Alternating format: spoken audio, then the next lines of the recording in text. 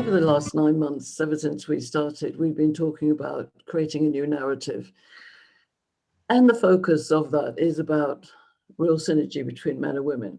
So it could be creating a new narrative about all sorts of things, but in the context of men and women working, loving, living together, what are our perceptions? What do we actually think we mean by real synergy? What does everybody actually think synergy means for them? And it was something I was reflecting with Angela and Philip about. I've gaily used this expression, but if people have a different view of what real synergy is or what synergy means, then without discussing it, we may all be heading to the wrong place. So we've been hanging in here talking about different things, differences between men and women, between masculine and feminine. Last time we used archetypes, and the 4 archetypes, which I'll refer to again, are there to help us guide us as to how these perceptions are coming together, because perceptions at the point of being in your perception of somebody else is real. So remember that the goal is designing the future, making a new map, not the old one, and getting to know each other. And the classic thing about the value cycle, know ourselves, know which archetype we are in the context of gender dynamics, know where things go right and where things go wrong. What is the tuning in? So whether it's business, it's an all-male group, it's a mixed group, it's all women, it's older, younger, different sexual preferences, all those differences, different cultures. How do we tune in to create a new narrative? And that's what everybody is talking about. And of course, today, as I hope everybody knows, it's International Women's Day.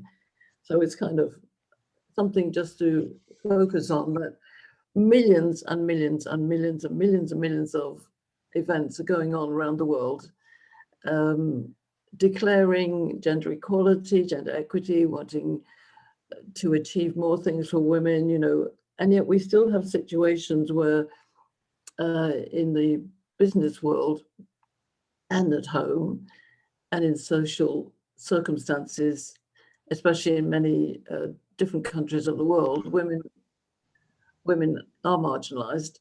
We know that for a fact. And we are blessed, I think, because we are enlightened, we are wise, we're focusing on change or pivoting through COVID.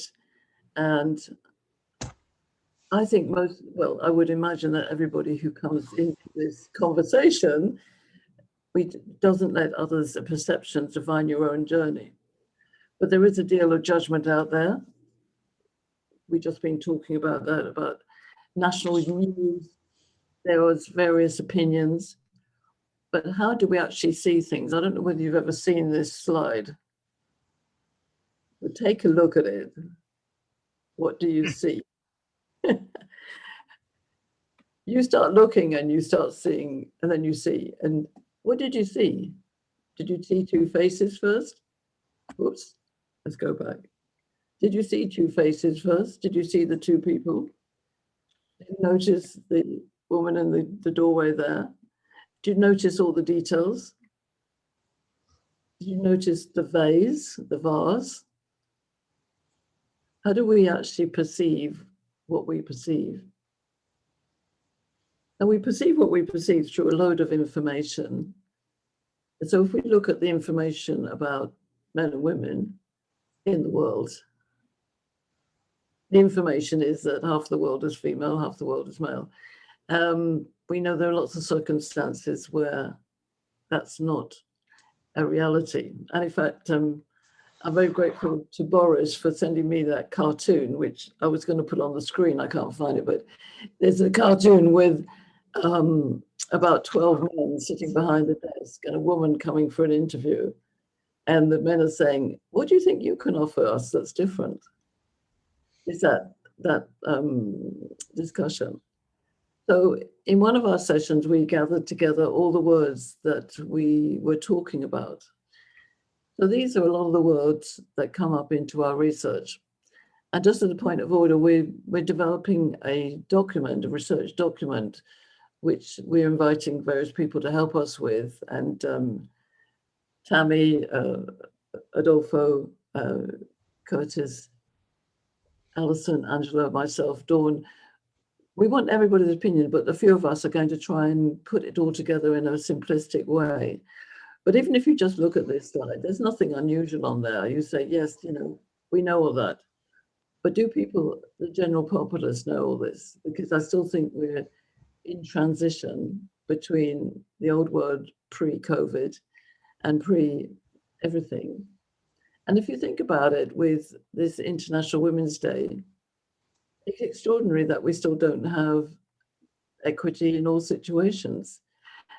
Now, it doesn't mean we want women to be there just for the sake of them being women, and no women actually want that. But just to remind you again that the reason we're using this gender dynamics map is purely to help us understand that we are different. I hope that there's nobody here who doesn't realize that men and women are different.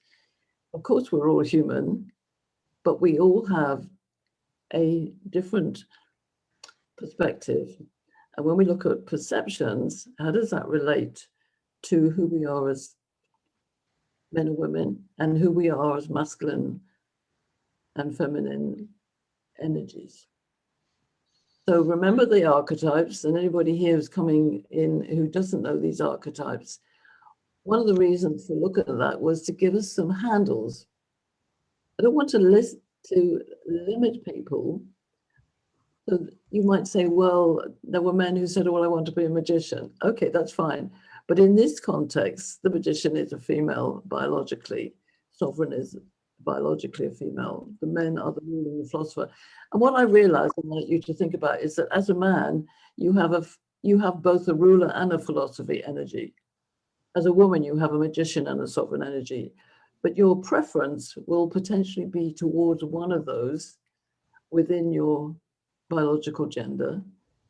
And we're looking at behavior, not necessarily sexual preferences or culture or any of the other diversities. So remember that we talk to each other in different ways, and that's where our perceptions come from. And our perceptions are really hardcore when we've got them stuck in our mind. So my question to all of you is, how do you perceive synergy? What is your perception of synergy? And is it locked in an old, I'm not going to say, well, old traditional fashion? And if we just look at the map, I want you to think about it as a very broad spectrum, that men have got both the philosopher and the ruler energy. So when you're in your group as men, explore who's who. Those of you who've been here several times, you know what your preference is. To own it and be honest and take a look at the perception of synergy through that lens. Likewise with the women, the sovereign has got that pure energy of feminine female. And the magician is definitely a female, but maybe with a preference to a masculine energy. And you philosophers in there who are quite a few of you on the call, interestingly, more philosophers than rulers, it seems, but we can discuss that. And maybe more magicians than sovereigns. Why is that? The main thing is we got to remember that the value cycle is what we're looking at. We're looking at how do we bring these together without losing our individuality. And that's the thing I want you to look at is, are our perceptions about synergy stuck in the mindset of whether we stand on the map and the experiences we've had through our life? So if we take the synergy between men and women and we place it in a business context, are we stuck in perceptions which say, well, this is the way we do business and it's very male, it's profit driven? Or do we really acknowledge what women bring to it? What's the perception? So we're looking at the word synergy, synergy being bringing all the elements together. So knowing who you are as an archetype, if you don't know who you are as an archetype, then you start at base one. Are you a man or a woman biologically? Because we're looking at the operating pattern. And remember, this is about behavior, not gender identity. And how do we impact our perceptions? I hope you've all seen this before. It's a classic cartoon about, it's a 6. No, it's a 9. Business should be, that's my perception. Life should be, that's our perception. We've got millions and millions of women today talking about how we create the world more equally. And my passion, and I hope your passion, is that we do it together. And if you think about it, these millions and millions of conferences going along around the world today are pushing for the rights for women to be more equal. But what is our perception of that and perception of synergy, which, and I might be totally wrong. I might be totally wrong. I believe that if half the world is female, half the world is male, then there is a lot of synergy we can create, which will be advantageous because the talents of women are maybe not perceived as being the correct ones for business because it hasn't changed yet, and for economies that need to revive themselves and both reinvent themselves and also innovate something totally different. And we've talked before about how do we create our future. We don't necessarily do it from the past. So if perceptions come from the past and get blocked, we have to open up that door in order to get to the future. And those were my thoughts as I was coming into this. And really, I suppose, is wondering, are we getting stuck? Are we getting stuck in perceptions that are controlling both business and life, economies and societies? Because we haven't acknowledged who we are as unique individuals within the context of real synergy between men and women. And I picked an angel card this morning. This is one of the things I do. So whether that changes your perception of me, I don't know. But the one I picked was this one, and it said, remember who you are. So I always think that things turn up for the right reason. And interesting enough, the next one, I could always pick 3. So this one says, you are a powerful, loving, creative child of God. You're very loved. That's men and women. The second one was comfort, which I think was me being comforted by all of you wise people being here today. And the last one was teaching and learning. Is when we look at perceptions,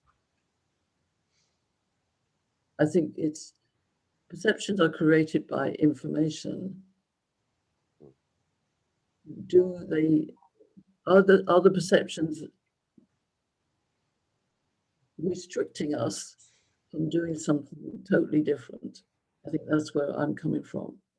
Now we've got a lovely selection here, and if we just, so we've got 4 men and 3, 4, 5, 6 women.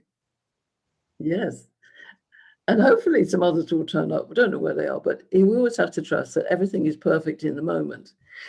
So I think I would still like you guys and girls to go into separate gender groups. So the question is, what does synergy really mean? What is the perception of it in the context of men and women working, living, loving together? What is the information that's creating a perception that may block us from reaching a much more equitable, joyful, abundant, different future without trying to restrict that by the past?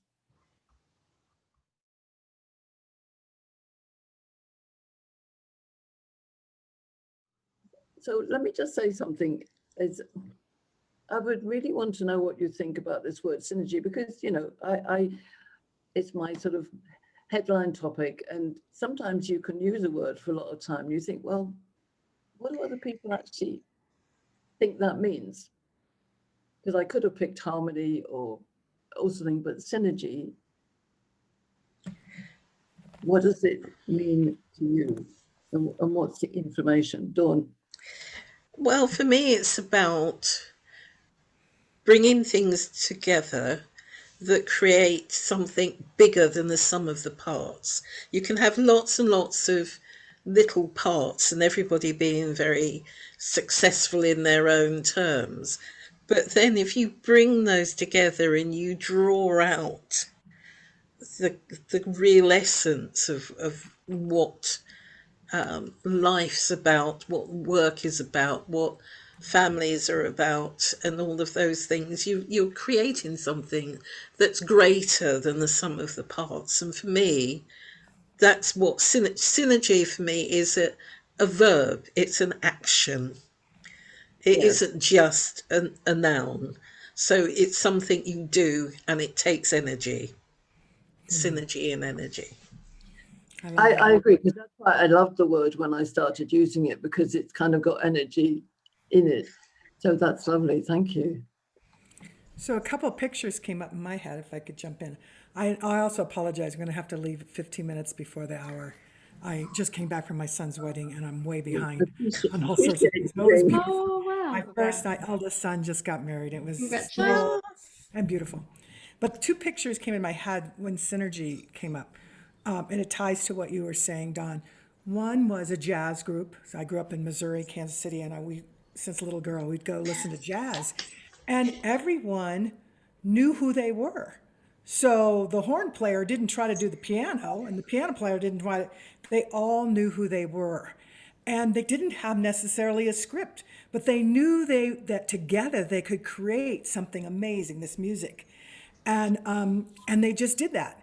And they did that with a bit of maturity. So in synergy, I think to not block it, there's a level of maturity to say, hey, just because this person's riffing like, and that seems really long, oh my God, I'm gonna be left out, all that crap kind of stuff. No, it's like you can just move and it Move with it. becomes, and where you come in, whether it's a short time or a long time, it's critical, it's essential. So everyone's essential. So that was one image. The second image I had quickly was of the earth, the garden. Because some of the things that I think that block synergy is that people don't understand we're already connected. So they fear the loss of me by being part of the we, but everything, science, everything is telling us, and traditional wisdom keepers have all been saying we're all one. We're one humanity. We're one earth. So all this crap about all these differences, which do have an impact. So I'm not saying they don't, but nonetheless, we're this one. So I was thinking. So what came in the image is a garden, and like, okay, what this garden? Well, the seed doesn't try to be the earth. The seed does this magic with the earth. And there's a whole generative process that goes on there. And so when I think synergy, I also think of a generative process because which we are experiencing actually synergy all the time, we just are blocked from our own perceptions and mental, stories that we have, is that it is in motion. It's generative. It really doesn't stop. And so those are the two images. Fabulous. I think that's fabulous. And I was thinking about the sort of almost a traditional orchestra where you need everybody. But the nice thing about the jazz example is that, people can come and go, which you would tend not to have in a kind of a traditional Handel or, Bach or something like You that. don't But already have a song either. There isn't a set. no, that's right. You are creating. And so there's a level again Mm. of listening, being connected, even when you're playing or not playing. So I like the jazz. Excellent, lovely. Mm. Um, what I love the jazz thing, the improv, that whole, oh my goodness, that's my Sunday morning is like jazz. What came to mind for me is a blend. It's an ebb and flow. It's a blend of magical ingredients, like tides rolling in and out. It's regenerative. You need the push, you need the pull, and the point where they all come together, and then they separate to their own individuals, and then they come together to create something stronger, something more musical, magical. That's what I was thinking. Like in a relationship, you know, there's times when you lift them up and there's times when they lift you up. To me, that's a true relationship. It's a relationship of that ebb and flow. Right. Yeah. Jill and Angela, your thoughts? Well, listening to you ladies, I mean, yes, 100%. All of it. You said it all. You said it all. What came to mind when we first started was like yin and yang, where your two parts of the perfect one, the perfect whole.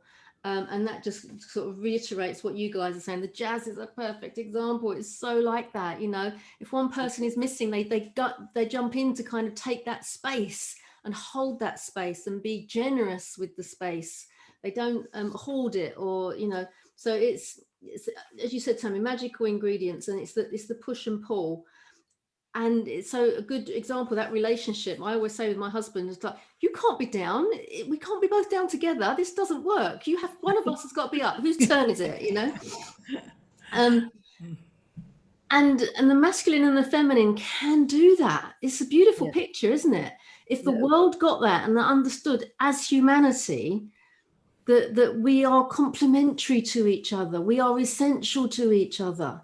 You know, sort of the gender blurring of the lines is kind of like just vive la différence, you know, just welcome the differences, because they are the things that are going to support each other. And we can't be all things to all people. So we have to allow that space for that person to come in to be what they're here on this planet to do. We're all given a job. We've all got this role to play, even if we don't know what it is yet.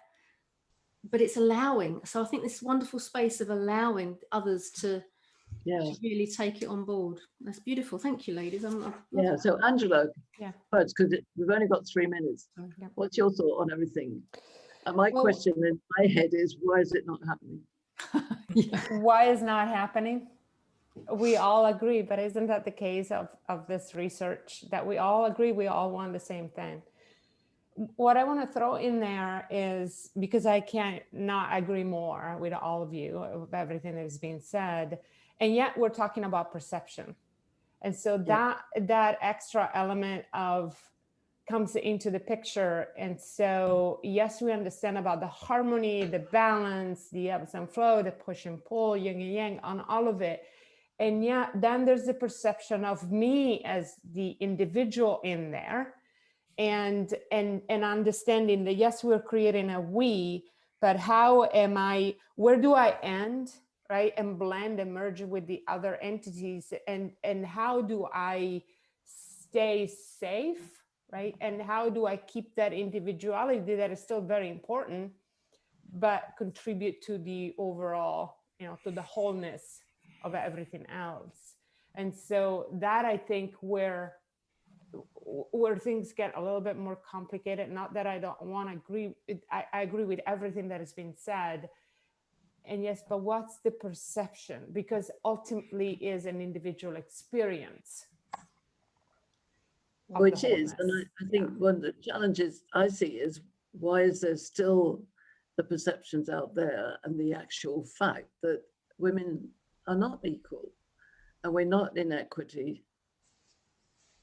I think we're going about it the wrong way. We're going about it from the point of view of, what about us? It's our turn. We're right, you're wrong. We're this, you're that. Different. Separate, rather than love bomb them and acknowledge their contribution in our world, be thankful and grateful, and uphold them in order for them to be able to do that to us. It's not a rank. It's not a hierarchy. It's not a win-lose. It's a blending. Yes. And sometimes you have more of this spice. Sometimes you have more of that spice. The day can't exist. The night can't exist without the day, and the day can't. They meld into each other, and then they each shine. And it's letting everybody know their ingredient, their piece of the pie, and their contribution, because people naturally want to be part of something bigger than themselves without losing themselves. But they want to feel a part of something else. So it's knowing and understanding and not negating each individual note, each individual ingredient, each individual piece.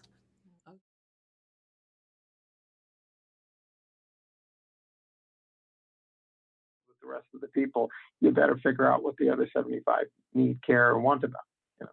Well, if you're gonna die in a world by yourself, right? Like imagine that life just completely isolated, without synergy, without other humans, without it's literally not life. It's not building anything. But it made me even my skin crawl. I'm just going to presume that there must be some people out there that enjoy that. I don't know. No, there are, dude. But even those, like, they have a dog or people that go nearby. Like even the ones that are there alone. You're like, well, shit. To each his own, man. I mean, yeah. I didn't want to take a shit on those people, but I get it. Yeah. I wrote it down though, because I think she's going to ask us. So, equitable versus fair. Is your bias getting in the way of your curiosity? You mentioned one word, inclusivity, right? Yep, inclusive. I've got this framework. I've always said that there's three kinds of people in the world. They're either inclusive, exclusive, or divisive. So, I can deal with exclusive people because they just don't want to engage, and that's fine. They're kind of the loner types on their own. I want to be around people that are inclusive. That would be my preference. But I just can't stand divisive people. Yep. And we seem to have too many of those around lately. Tell me about it. Josh? Let's see, the synergy between men and women working together. I mean, understanding, I think if we're talking about synergy between the two, I mean, just understanding some basics of how men and women are different can allow us to kind of tap into those parts of ourselves that are probably our weaknesses. I guess since it's 4 archetypes, right? It's going to be for half the people, it's going to be some sort of discomfort, whether it's mild or extreme. So it's an opportunity for people to grow, and challenge each other, obviously, because of the differences. And not only do you get the difference of everybody's personalities, then coming up with a better idea or a better product or whatever, now you've got those archetypes allowing to be coming into the conversation from that side too. So I think it gives more diversity to the topic at hand. And if you have that, and then you've got the accepting side of people's personalities to allow those archetypes to really come out, you can probably get some pretty unique solutions. I think I'll add to that there's also a side benefit of this understanding of the other people in the room. And that is the fact that if you understand who they are, when things go south, people are under pressure, they tend to gravitate to who they are naturally. So it changes how they're responding. So you can get a much better sense of what's going on in the room by seeing somebody that's out of their norm, out of how they show up every day. Something's different. You get a sense of where they're coming from. Yeah. I did a training class with the personality types, the red, green, blue, yellow, and all the different types there. And it was the second or third time I've done that class, but the last time I did it, they actually talked about strengths of those personality types, and that when things go south, like you're saying, Boris, that you tend to really lean on your strengths, and those strengths then turn into weaknesses because you go overboard with them. And then that's where some of these negative perceptions can come from. And I had gotten reviews and stuff from people about like being overbearing and things like that. And I'm like, I'm the most patient person in the world. But now knowing that, And looking back at some situations where I just wasn't connecting with people, I probably did become overbearing and some of those other things. So that was a real huge awakening for me to understand that about my personality, that those strengths can become weaknesses in times of stress. I Well, agree. I'm Philip, just you gonna want say to add anything? yes. What was that, Boris? I was just going to say, Philip, you want to add anything? Because we got about a minute left. Yeah. Oh, a whole 60 seconds. Wow. I don't think I need to add anything else. I've got a huge philosophy around perception, which Pauline and I, as you can appreciate, have talked about. And the thing that underlies it all for me is about fear. Most people operate out of a need to not be fearful. And when things are working well, fear doesn't enter the conversation. But when things are rocky or difficult, or relationships are breaking down, or new ones are starting, there's an element of fear, whether it's a very low level or a very high level. So perception is what helps keep us safe. And we have a library of perceptions which tell us stuff. And that's what we act on. And that's why, unless we can learn to act differently on the same perception, we won't get a change in what we understand synergy to mean. So we'll end up doing the same thing over and over again, and hopefully not be insane by expecting a different result, because that's the definition of insanity. Do the same thing over and over again and expect a different result. Okay, so as it's International Women's Day, we're going to invite you men to go first. Lovely. It's my priority. Gentlemen, would you like me to share the notes that I took on our conversation? Yes. Philip, you're on mute. Philip.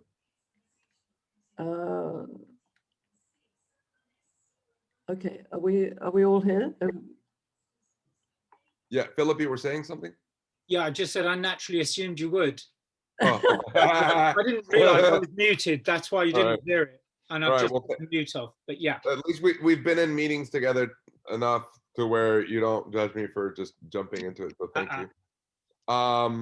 So what we got from this is, first, that the word that hit us hard and we needed to find a way around it was equal or equitable. Like it drives us bonkers to say A equals B equals C equals D equals E, and then in the same other sentence say you're unique. A does not equal B, does not equal C, and then try to be synergetic about that confusion. So how to get the right words so that we actually adopt our individuality and understand what synergy means. So fair or just in certain situations versus equitable, inclusive, exclusive, or divisive is basically how people could be categorized. We're having a discussion, and so people that are inclusive are preferred. People that are exclusive, maybe loners on their own and contribute to the whole in their own sort of way. But divisive people are not, and those are the people that we should kind of train as quickly as possible to how the rest of us work together or ship them to some island somewhere. Is your bias getting in the way of your curiosity? Is I think a statement that hit me hard. Thank you, Boris, for that one. If we are holding our perceptions beyond our curiosity for what the future looks like, then of course we're condemned to go and follow the same old map. We're just operating from what we were taught rather than what we are building, which requires a little bit more of us. So that is basic understanding about the differences between men and women and how they add value to the whole. I think what you're doing here, Pauline, is the work that hasn't been done by a boatload of parents. And so regardless of the gender identity, sexual orientation, none of that conversation, just the presence of men and women in the room, fourth chakra and up, is kind of like what really we could build a lot on, and a lot of us could use some training. So that's what we got. Thank you. Are there any other comments from the other three of you men? Did Adolfo address it exactly as you discussed it? Good. There you see, they're all agreeing there. So we had quite a different approach, as you would imagine. Jill, you're going to report on, and I've got some words as well. And it's interesting because just the words that you said, most of them didn't appear in what we said. Although ironically, I think they came to a not too dissimilar conclusion. We started the ball rolling by looking more specifically at synergy and what does synergy mean to us, because obviously we didn't want to hit that some people are coming at it from a different space.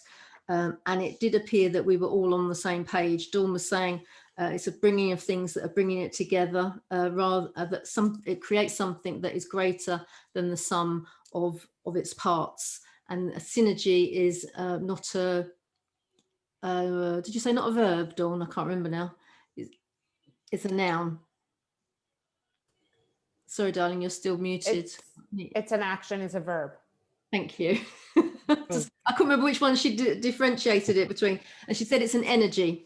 So it's a movable feast. And then Anita gave us a little way of looking at it that kind of blew my socks off, because she said it's just like jazz.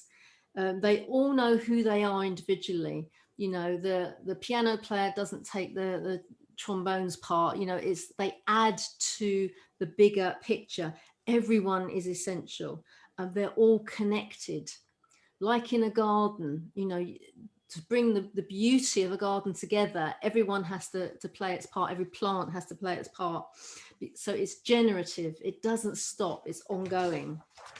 Then Tammy was saying about a blend of magical ingredients. There's a push and a pull, and they all come together. And I think later on she was talking about, or one of our ladies talking about spice. When you put spice in a recipe, they all contribute and create a fantastic recipe. So it's coming together, creating something stronger that wasn't there before. Like in a relationship, Tammy said again, in a relationship, you know, husband and wife, you take it in turns to kind of be the strong one or the weak one, or, you know, it's like it's an ebb and flow in a relationship. Then Angela brought us back to the original question, which was more about perception. And she says that as an individual, where do I start and where do I end in order for me to stay safe? So when you're working in that environment, it's understanding the perception of who you are as a person in order to contribute to the wholeness. So you have to feel quite confident in yourself in order to make that positive contribution. Because we all agree, men and women, we all want the same thing. We all want harmony. We all want world peace. We all want it to be the way it could be. And it's just the perception of, well, how are we supposed to go about this? You know, that's the hard part. So one of the phrases that I got at the end, and I can't remember who said it, but it's knowing, but not negating. So it's understanding the other person without pulling them down. I think that was us summed up, unless I missed anything. Mm-hmm. So my challenge was, as Jill said, we all desire the same thing. So we've got this idea about synergy, all the parts coming together. It's the ebb and flow. But it's interesting that you guys, you focused on, you know, there were, so I'm just observing, there were a few more, it's either or. Just notice that. And not just because you said it, Adolfo, it was part of the male conversation. Is it equal, or is it equality or equity? Is it fair or just? Is it inclusive or divisive? We don't use or, we were talking about ebb and flow. The jazz coming in and out. So just to take note of the way we're describing the same thing is different. Anita, you said, you know, we're all already connected, the whole world. And maybe it's just my statistics head, but if you look at the demographics of the world in every country over all ages, there's always equal number of boys and girls, men and women. So my challenge is, why is it not easily changing the perception that these different parts come in to make the whole? We said, you know, it's all about the complementary spices that go into the mix.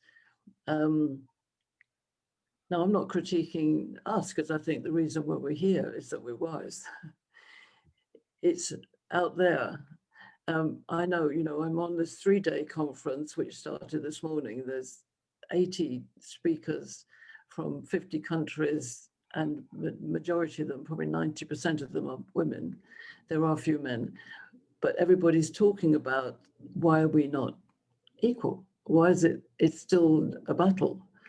Why, why does that cartoon resonate, that there are all these men and not getting through? And I had an example of this at British Telecom in England. There was a client I was working with, and she was grade 7 and wanted to get to grade 6, which was going upwards. And she kept on being rejected by the all-male interview panel. So she, on the 4th attempt, she made it through with some coaching from me. And she said, I did it, I went in there and I wasn't ballsy like a man, but I didn't play it like a woman. She got the promotion. So she went into the higher echelons where there were more men. So okay, that was 10 years ago, but I don't believe it's that different in many places. Now, we all work in different levels. So there's entrepreneur level, there's the small and medium enterprises. There's lots of pockets where women and men are working in synergy. So I think for me, it's how do we change the major perception that business and life could be much more equal and equitable. Maybe it's an and as opposed to an or. I'm getting a hit if I can. So what you just mentioned about the woman that was able to reach that echelon, I like that you said she didn't approach it like a man, but she also didn't like a woman. So she got rid of her perception and maybe owned her situation. Yes. And ownership is the word that I'm looking for right now, because women that are allowed into the men's powerful echelons are women that own their energy. Those men have, quote unquote, no time, no desire to teach anybody anything, right? They're on their thing and they're building shit. And so women that come in don't first need to be of the energy of shield maiden, right? I'm here to help, get the F out of the way. And the men that see that go, yep, yes, she's got something, because she may not be masculine in her approach, right? There's some women that are like that and like the general energy, and some don't. And as long as you can own that is where you need to be, Yeah. I think, or at least my perception of where we are now, is that there are enough men paying attention that could, open the door because they're inclusive. Yes. So And that's I'm just going to mention something that we have in our practice. Philip designed this, that is core. And that's choice, ownership, responsibility, and energy. And I think, that ownership is really important. There have been a lot of occasions over the last, since the war. I mean, since women got the vote and women have been striving forward and being aggressive on occasion, we now got to a different level of wanting to have synergy, I believe, because we know that we do good jobs and we do them differently. And that it's about, as my case in hand, that client, she was quite a magician, as it happened, but she was just being herself and recognizing there were certain things she needed to do to get past that panel. Now, whether or not she wanted to stay in that business was another thing.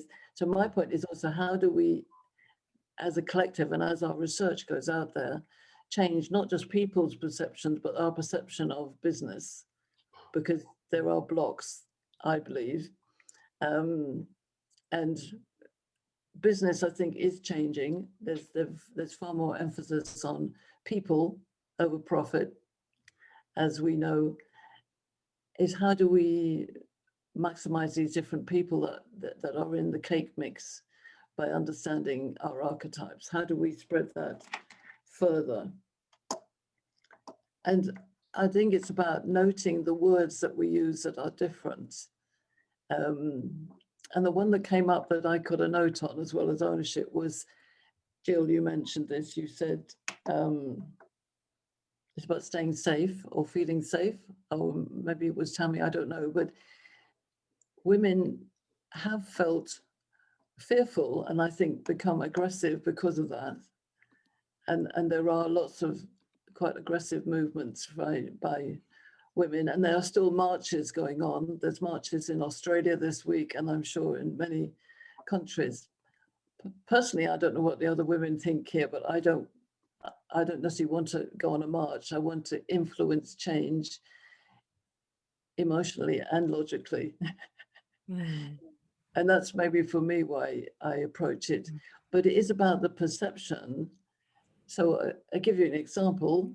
I have been told by many people, and maybe even some of you or other people, that you can't take magical conversations into the boardroom. You can't take love into the boardroom. And I disagree. And I think that it's how you word it. It's how you set the scene for that energy, which creates synergy. And this idea of push and pull, integration, unison, without losing our individuality. So the question for all of us, and I think,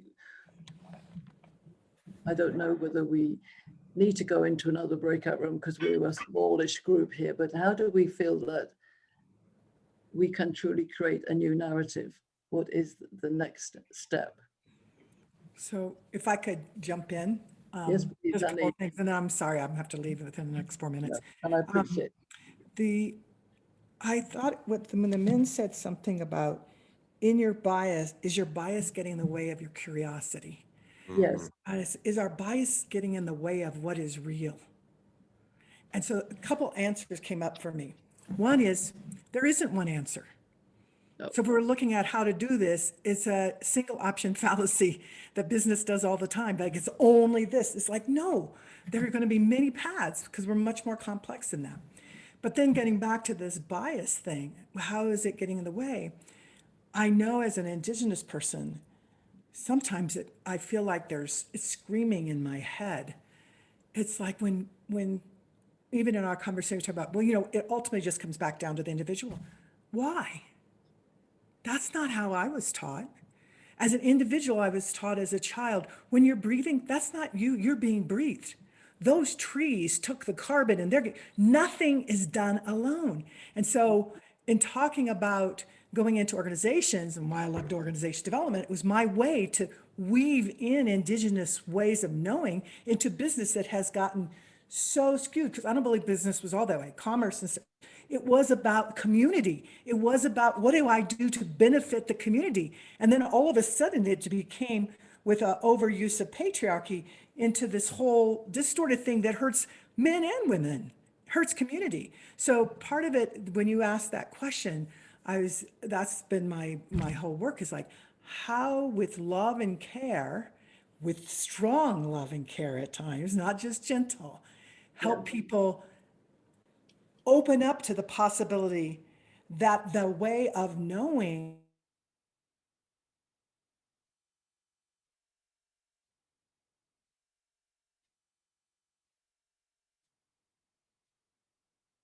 how we move into these things. And so I don't have the answer. What I do have, though, is experience in corporations where we were able to, through this more open, much more of a generative, much more of an Indigenous approach, be able to start moving women up. And I'll use one example, Hewlett Packard, that I worked in a great deal. Look, I'm not responsible for all that, but there were enough women and men who, now that's a company that has more men and women diversity on their board. Now, they're not perfect. There's lots of stuff to be done, but what I'm just saying is, and there wasn't a single option. So that's my contribution. I hate to speak and run, but I do need to. I My know, but apologies. that was a very, very, very, very lovely and positive and amazing contribution. Thank you, Anita. That's fine. Thank you. I'll see you all next time. Okay, darling. Take care. I think one of the things is because, Boris and I have talked a lot about this, what is, how do we change? How do we put love into the boardroom, so to speak? and what is the boardroom narrative? And slightly sort of funny, but a true story. It was probably 10 years ago, but I was asked to do a presentation, and it was about gender dynamics, and it was a fairly all-male audience. And the title of the presentation was, "Does sex really matter at work?" And the guy who wanted me to present it wanted me to put that word in the title, so I did. But it was about gender dynamics, and all the audience, when I started, and I said, "Well, it's not actually about sex; it's about different genders." They went, "Oh." But then actually they were, but this is all about perceptions and information. If we feed in information about what's going on now, is we need all the parts to make the whole thing work. And that women have, obviously we can have similar talents and traits, but we also have different, very different talents. It's how do we honor the different talents into the business mix so that we truly value differences before we don't want to get cloned into being the same. That's my greatest fear, is that we would get controlled into being one type of person. And I don't want that. I want individuality. So as we're a small group here, what are your thoughts?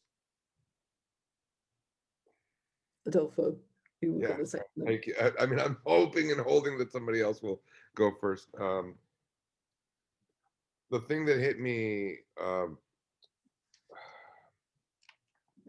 I had a very good train of thought. Now it sort of poofed into the air. About the sex in the boardroom, that weirds me out. I saw a post the other day on Instagram from someone I respect a lot, and she was asking, how do you deal with working with people that are attractive?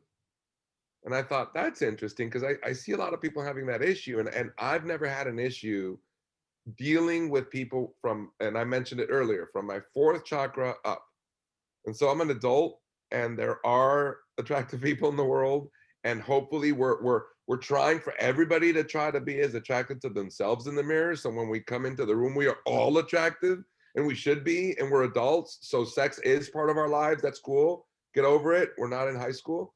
And so if you can somewhat teach people to love others, and this is like Christ consciousness, damn it, we can love others without imagining them in bed, even if they are attractive, right? So there is a family you can build in a company and seriously love them and meet their kids and know and want to care about their lives.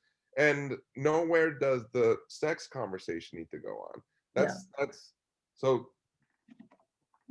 How do we teach people to that love in the boardroom doesn't mean, ooh, love in the boardroom? No. No. But one of the things that came to mind was, and I don't know whether it's the right wording, and again, this is all about what the words do for us, but having a moral compass. Maybe that's a bit British, I don't know. But I know I tried this. I suggested this in Malaysia one time, and they all went, I don't know what a moral compass is, so we may have to use different words around what it means, but having a set of human principles. Yeah? Don said values. Philip. Yeah, I'm going to take us on a slightly different track and look at fear. Because one of the things that drives all our behavior is the level of fear that we have. And fear can be between 0 and 10 if you have that as a full scale, and about all sorts of things in your life. And for me, one of the things that stops people changing is the level of fear that they have about a change. Most humans don't like change. Not all, but most don't. So the trick, if trick is the right word, is to make the change so simple and easy that the person looking at it thinks, oh, I could do that. And you help them do that, and then they get on with it. And then you say to them, by the way, you changed. And they catch up with themselves.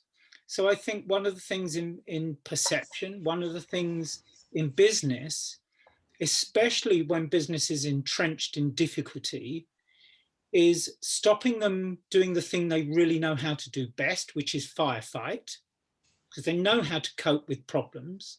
What they don't know how to do with is cope with success. Business is driven to cope with problems. Something comes up, needs a solution, someone goes off and finds it, and then they do that, and they keep doing it. And no, we don't want to change it, because we've learned if we do it like this, it will work.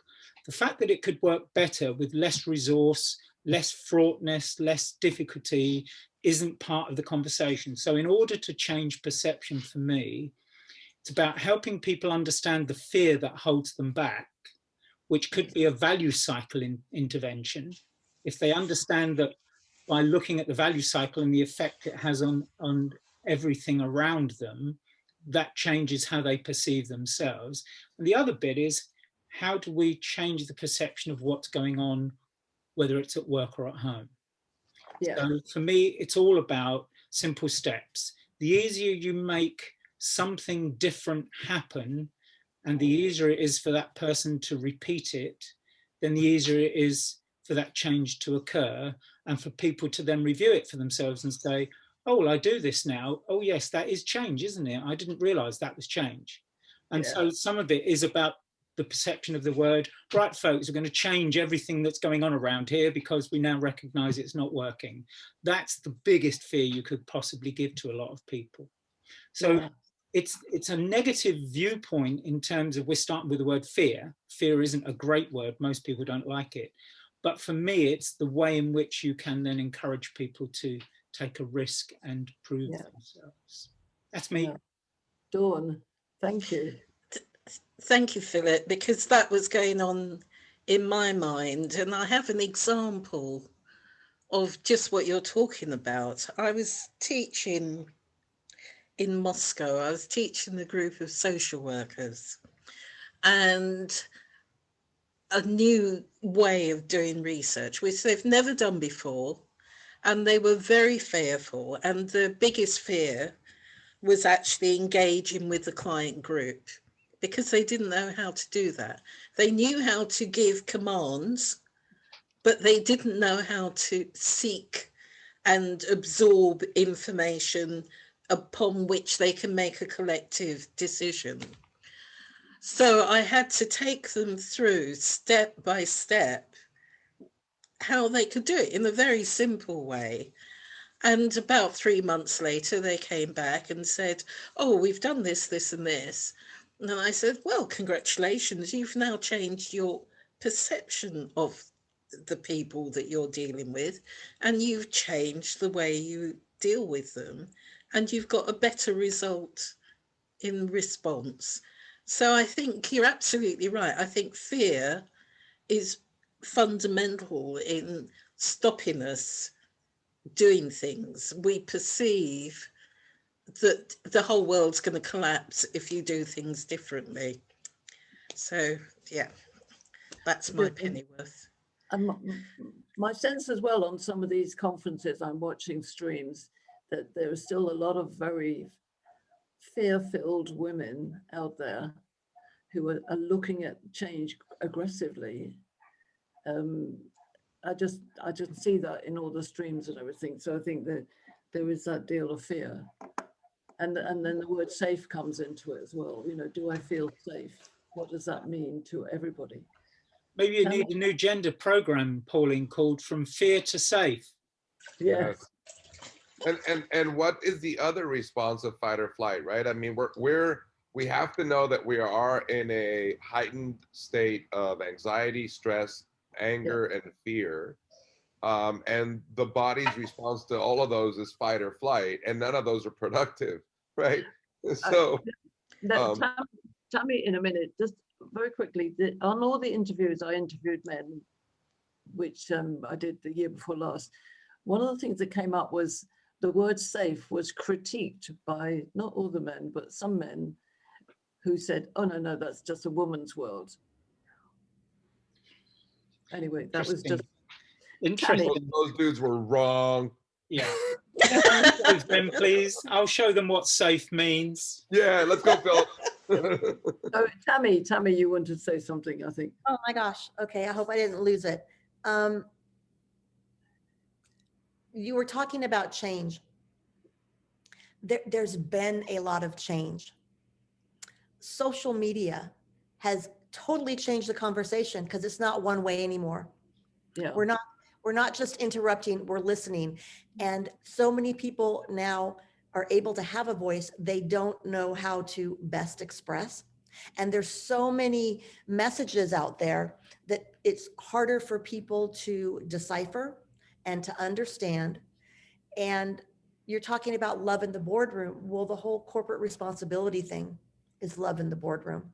We are listening to our planet. We're listening to people over profits. We're looking, I founded my company on community engagement as a relationship building strategy back in 2002. And it's been going on longer than that, but it's learning what to do with it because there's so much out there. And even though it's been happening for a long time, it's happening on different levels. I mean, the people are saying Dr. Seuss was canceled. It's like he was not canceled. They decided that 6 small books that most people don't even know about were racist. They did it. They weren't canceled. They're just not publishing them anymore. They're not banning them. It is so interesting to see the conversation now. You know, I went to the Harwell Institute with all these nonprofits years ago when I first started my company, the early 2000s. And it was all these nonprofits. And they said, we can't say love. And I'm like, nonprofits above all else say love. You know, and so it's interesting. People don't know what to do. I love what Philip said. We are so used to solving problems and we know how sometimes, or we think we know how. We don't always know how, we don't always know best, but we know how to solve problems.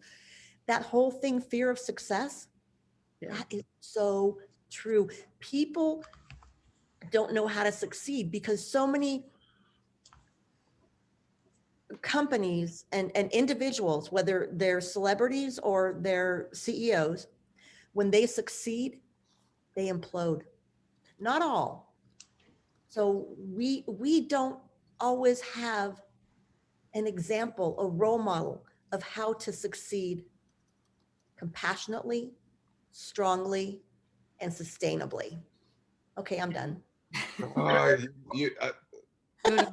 I'm just taking in those words, Tammy, because that's a dream come true, and it is fear. It's a lot of fear to try to put yourself there. There are people in their 20s and 30s that need. Yeah. So. Bye, Boris. Oh. I think one of the things for me, because as we're now, and I'd love Angela's thoughts as well, and Philip, is we want to get this research to be out there, to be not just a document. That's why, you know, we are going to ask you, Tammy, and Dawn, and Adolfo, and anybody who's in the group to look. We want it to be very lively. We've got really rich stuff come up over the last months. Is how do we get that out there? How do we literally change perceptions at a time when censorship is going wild and people are being controlled? And, you know, just today with all these International Women's Day events, the one I'm on this afternoon, which is 6 p.m. PST, if you it's called I Am Woman. I'm the only one talking about synergy between men and women. Now, the other thing I saw recently was an interview on LinkedIn where these 2 men were working in the corporate world, and they were talking about how, and I'm not polarizing it about men, but you guys here, how do men become raving fans about women to men? So, you know, when in the company, you know, Mary's doing really well and Tom likes her, but does Tom talk to the boys and say, you know, Mary's really good and actually she should go for that position? How much do they advocate in the same way as if we saw somebody really good, male or female, we would advocate for them. So it's that next ripple out. And this key thing about perceptions, which can be, this is what Anita said, wasn't it? She said about where do biases block? Is our bias getting in the way of being real? What are the key statements that we can actually stay out there, which make a difference? Because we all know we're different. We all know we want to become. We know all these things, and now we want to get those words out there in a way that is maybe more healthily disruptive. That makes sense. Well, just as a sort of sideline from that perspective, is that in my experience at the moment with what I'm doing, and we've talked about the paradigm that we currently live in of fear, scarcity, and competition, and moving from love to love, connection, and abundance. Yeah. It seems to be attracting more men than women. Funny that, isn't it? I know. And you know, they know that our values are love, human being first, and collaboration. Yes. But they're still coming. And I'm wondering where all the women are, because it's the men that seem to be attracted to this kind of let's all do it together, let's help each other, let's support each other. And I've only recently noticed that the balance has gone a bit, you know, it's probably 80-20 to men to women. And it's really, is that strange? Does that mean there's a shift going on out there? Why is it being more attractive to men? I haven't asked that question, but you've given me that thought now. It's like, what's going on? And maybe the time is now that we have to start getting this stuff out. Well, this is why, you know, we know that this is the right time to get this message out, which is why I wanted to be really clear about what synergy was. I don't see anybody else talking about synergy. So I'm putting out on the two conferences I'm doing today at 6 o'clock and the one tomorrow morning, 7:10, I think it is. It's called the World Leader Summit, and it's all about women. That's the one with like 80 speakers on.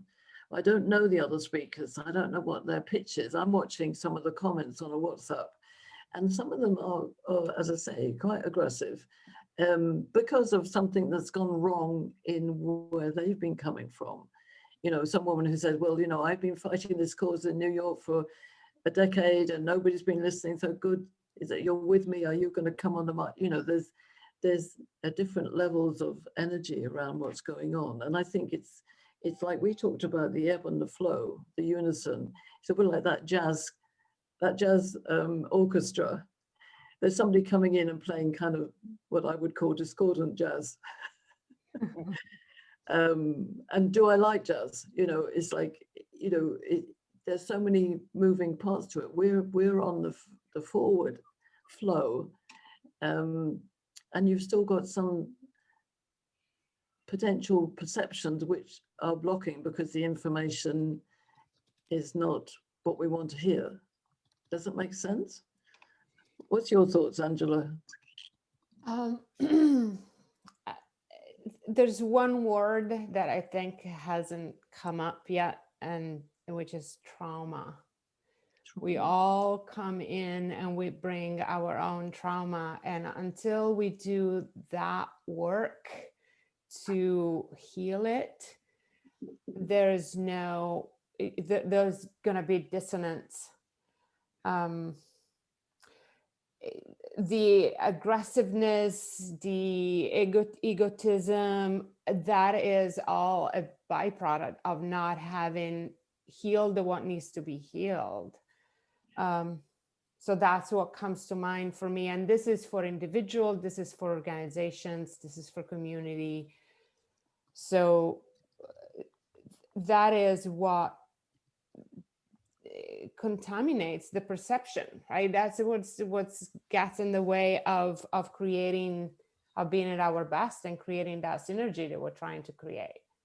So you and I, Pauline, have talked about this a few times. Until the men and the women separately do their healing of what, you know, centuries of patriarchy has created, and it's just, it will get in the way of where we want to be and what we want to create, because the trauma is there for all of us, not just the women alone. I agree, and I think it's an and situation.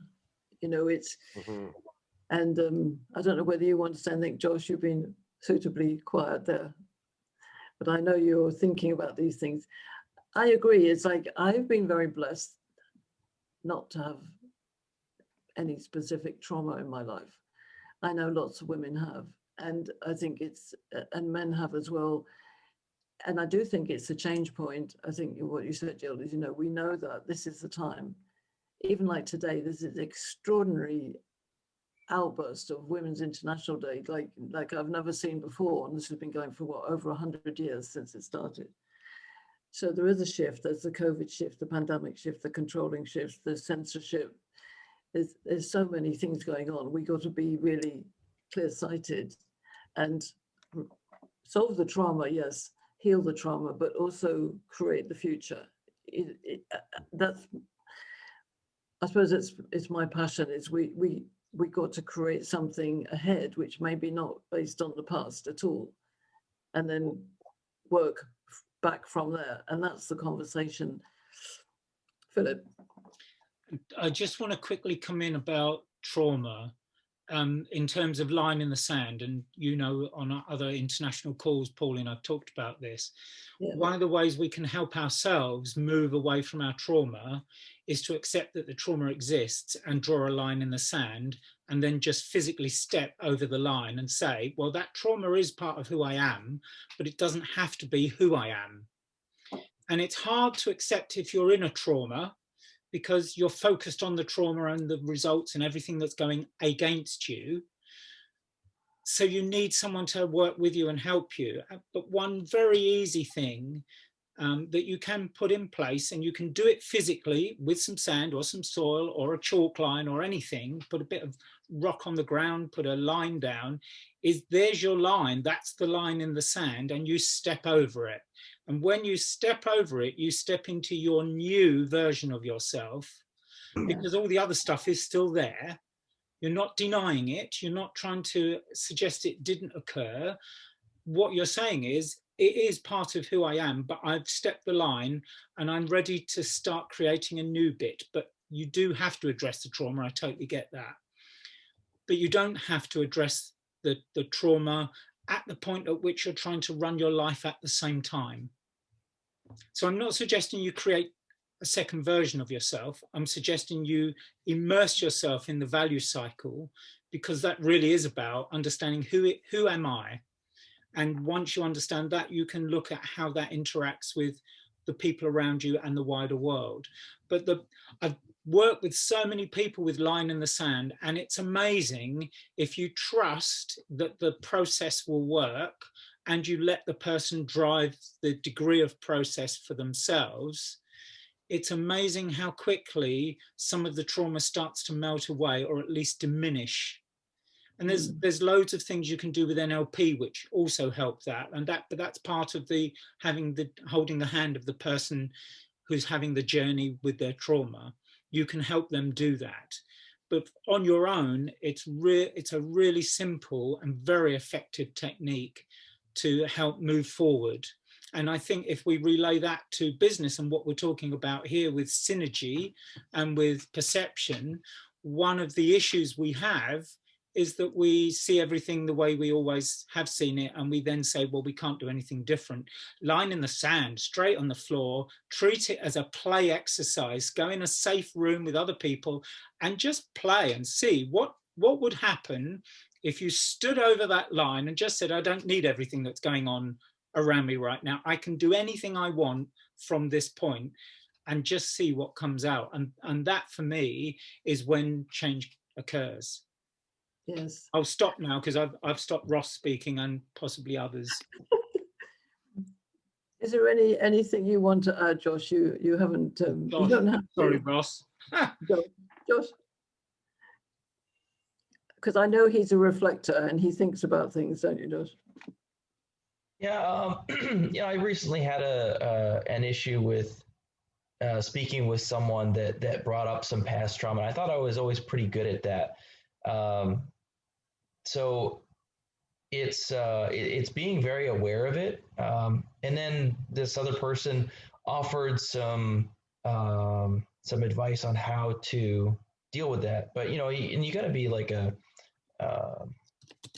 you've got to be a growth-minded person, or at least get into a growth mindset to deal with that trauma and try, like Philip was saying, not ignore it, but process it and be able to put it in a box or behind the line or wherever metaphorically you want to put it. But just be aware of it, and maybe sometimes other people need to be aware of it to help you through it. So that if you are triggered, I was triggered in that conversation, and it's like, okay, that's a trigger for me. I need to work on that myself. But if you can help me deal with that by being aware of that trigger, and if I come at you with some aggression, that's where it's coming from. Just so that you're both aware of it, it can help. It can help those situations not escalate so much, and maybe allow a smoother transition to getting through that and processing that. Thank you, Josh. I think one of the things is, and where the time now that we said we go, just on some, as we're few here, is on a practical level. Jill has posted her collaboration global meetings. Definitely a place to go. I try and get in there when I can. And again, it's different because although we're about collaboration, we're focused on this specific mission, which is how do we create that new narrative between these differences that we have, which are articulated in our archetypes. So just as a reference to what is happening, I'm hoping to put all the gender dynamic map and the archetypes into an online training learning application. So the vision there is that I'm working with a guy called David Raymond in Australia, who's a fantastic AI, AR technology person. But my goal is, and it's important because I may need you all in this, is how do we change perceptions when there is trauma, there is this aggressive, there is all these blocks, there's people saying, oh, business like that, we've got, without being political, we've got governments who are trying to control us, and there's censorship, and we want to be individual. How do we get people just to very simply get some information, boys and girls in the playground, get them talking about different masculine, feminine, male, female energy before they decide to do sex change operations at the age of 13. I mean, there's so many things that need sorting out. We got to get, I believe, people into magical conversations where they are honoring themselves, and ownership, which you mentioned, Adolfo, is really important. They're owning who they are in conversation with, I understand you as being different to me. And together we make something which is going to be different to what the past was before the line in the sand. And how do we get to a point where by the end of this decade, we actually understand that synergy is a plus point in life and in business, because we all recognize who we are individually. We know which jazz quartet we're in, or which cake we're making. Otherwise, the current forecast is that by 2028, America is going to be Chinese. So I think we need to change this. I don't want to get political. Okay. So with what I see is happening with all these International Women's Days, and I will monitor what's going on with all these speakers, we've got to get people really sharing more. What we want to do, Angela and I've talked about this a lot, and invited some of you to help us put this research out, because it's not qualitative, it's qualitative research, yes, Angela, not quantitative. I mean, we've got statements, we've got from September, December, November, December, January, February, now March. We've got lots of really good stuff. So if it's okay with you, we invited, certainly I've spoken to Dawn, I spoke to you, Tammy, about helping with the research, Adolfo, Philip, Angela, Alison hopefully will come back. Alison's father's had cancer surgery, so she's not with us this week. And I did ask Curtis, but if anybody else wants to put their comments in, what I want to visualize is a synergetic, energetic piece of research that goes like that out there on the media. I don't know how we get it to, who we get it to, but we have to set the intention that it gets to the kind of people who say, this is different, yeah? So hopefully that's, and then we can spread it out through our networks to get people talking good examples.